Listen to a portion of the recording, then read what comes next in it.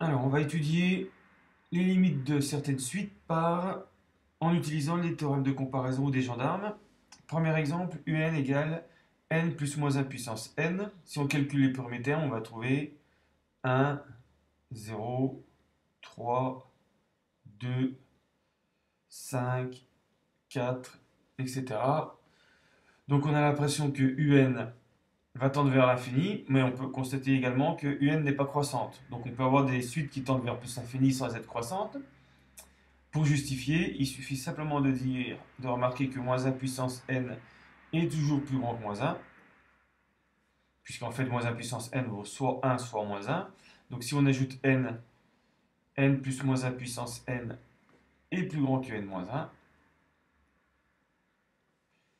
Donc un est toujours plus grand que n moins 1. Donc ça c'est valable quel que soit n antinaturel. On a cette inégalité. Et puis bien sûr, comme n-1 tend vers plus l'infini quand n tend vers plus l'infini, avec la comparaison, on en déduit que un tend vers plus l'infini quand n tend vers plus l'infini. Voilà, ce qui veut dire que la suite un n'est pas majorée.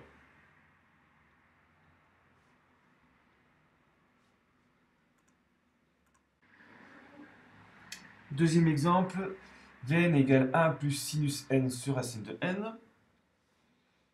Donc là encore, on va essayer d'encadrer sinus n pour encadrer Vn.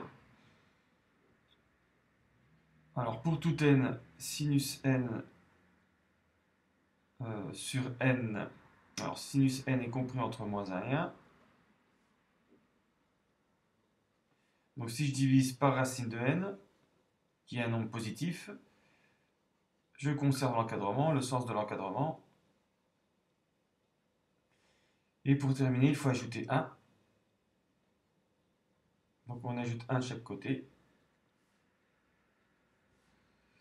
Voilà, ce qui donne Vn compris entre 1 moins 1 sur racine de n et 1 plus 1 sur racine de n. Ensuite, on calcule la limite des deux encadrants, des deux suites qui encadrent. 1 moins 1 sur racine de n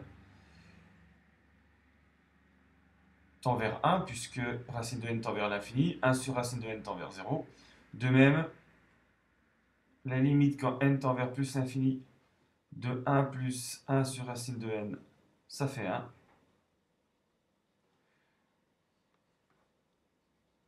On utilise le théorème des gendarmes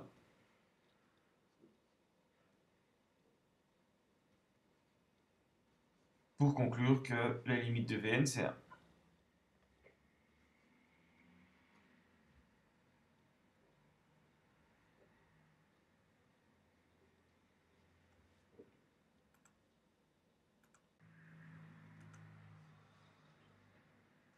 Alors, le troisième exemple est un peu plus compliqué. On a une suite de termes dépendants d'un entier n, et il faut trouver la limite de Wn. Donc ce qui va s'obtenir par encadrement, alors le principe est le suivant. Si vous avez une somme, par exemple de 3 termes,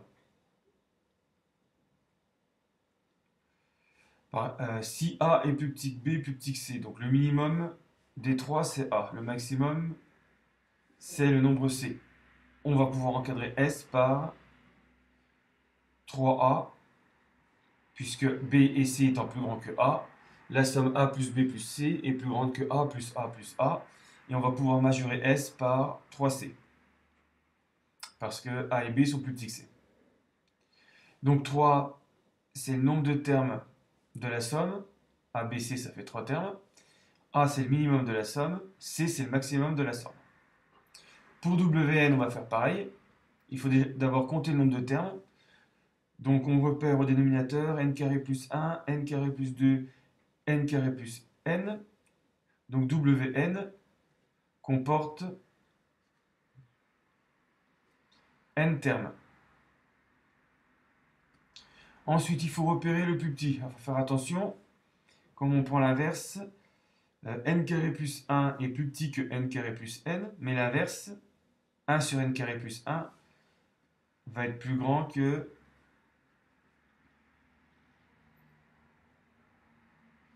1 sur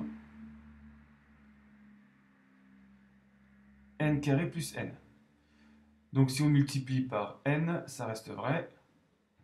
Et puis tous les termes intermédiaires vont rester intermédiaires entre ces deux valeurs. Donc le minimum de tous les termes de la somme, c'est n sur n carré plus n. C'est ce qui prend le rôle de A. Et puis le maximum de tous les termes de la somme, c'est n sur n carré plus 1 qui va prendre le rôle de C. Donc Wn, on va pouvoir l'encadrer par donc n fois, c'est le nombre de termes, ça remplace le 3, fois le minimum, c'est n sur n carré plus n, et puis ça va être plus petit que n fois le minimum des termes, le maximum des termes, c'est-à-dire n sur n carré plus 1.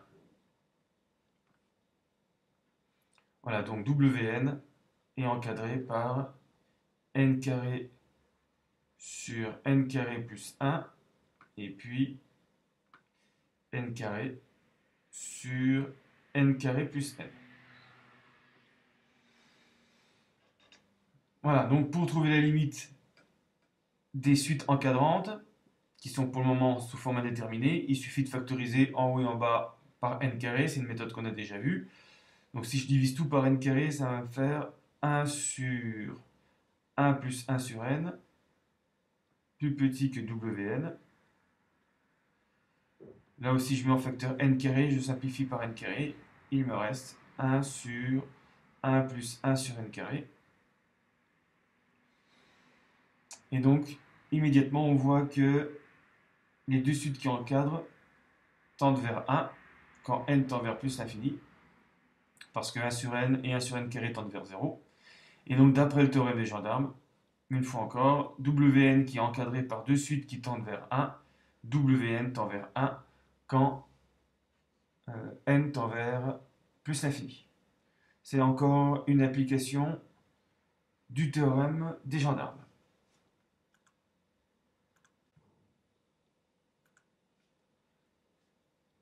Alors, un exemple avec une suite définie par récurrence. Donc, les méthodes d'encadrement des suites qui ressemblaient à des fonctions, qui étaient définies par des fonctions, ne va plus marcher. Donc, on a b0 égale 0, bn plus 1 égale bn carré plus 1. Donc, en calculant les premiers termes, on voit tout de suite que la limite risque d'être plus l'infini. Donc, on a une indication montrée que pour n plus grand que 3, bn est plus grand que n plus 1. Alors, on va calculer les premiers termes. B0 égale 0. B1 égale 0 au carré plus 1, ça fait 1. Donc, pour le moment, la formule ne marche pas, la propriété n'est pas valable. B2 égale 1 au carré plus 1, ce qui donne 2. B3 égale 2 au carré plus 1, égale 5. Donc effectivement, à partir du rang 3, on constate que ici B3 est plus grand ou égal à 3 plus 1. Donc si on appelle Pn la propriété dépendant de l'anti-n, Bn plus grand que n plus 1, on constate que P3 est vrai.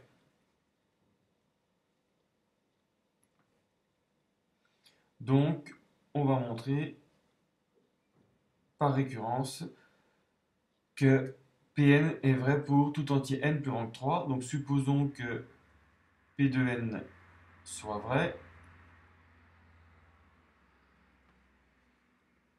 pour un entier n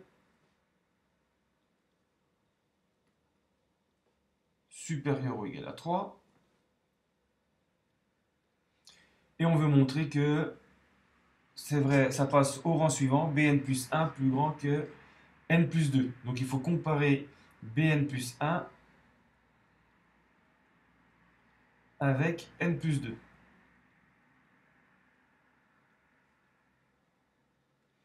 On remplace Bn plus 1 par Bn carré plus 1.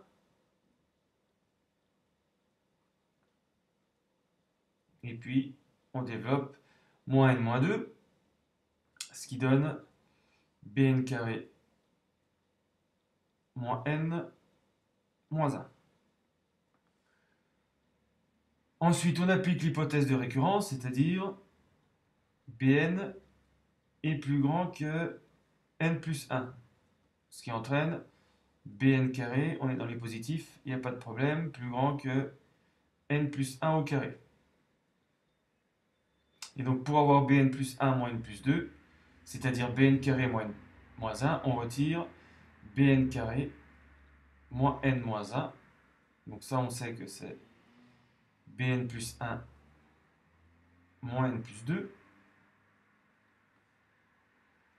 Et donc, d'après l'inégalité précédente, on en déduit que c'est plus grand que n plus 1 au carré moins n moins 1. Ce qui donne, après développement, n carré plus n. Voilà, qui est bien sûr toujours positif, puisque n est un entier naturel. Donc Bn plus 1 moins n plus 2 est positif. Donc Bn plus 1 est plus grand que n plus 2. Et n plus 2, c'est n plus 1 plus 1. Donc là, pour montrer une inégalité un peu compliquée, pour comparer A et B, au départ, on étudie le signe de Bn plus 1 moins n plus 2.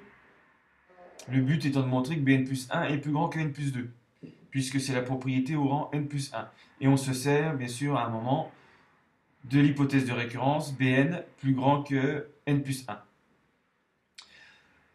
Donc, si la propriété est vraie au rang n, ça entraîne qu'elle est vraie au rang n plus 1. Donc à partir de 3. Mais comme elle est vraie au rang 3, on peut en déduire que la propriété est vraie pour tout entier n plus grand que 3. Donc maintenant qu'on a montré cette propriété, bien sûr, c'est fini. Bn étant plus grand que n plus 1 et n plus 1 tend vers plus l'infini.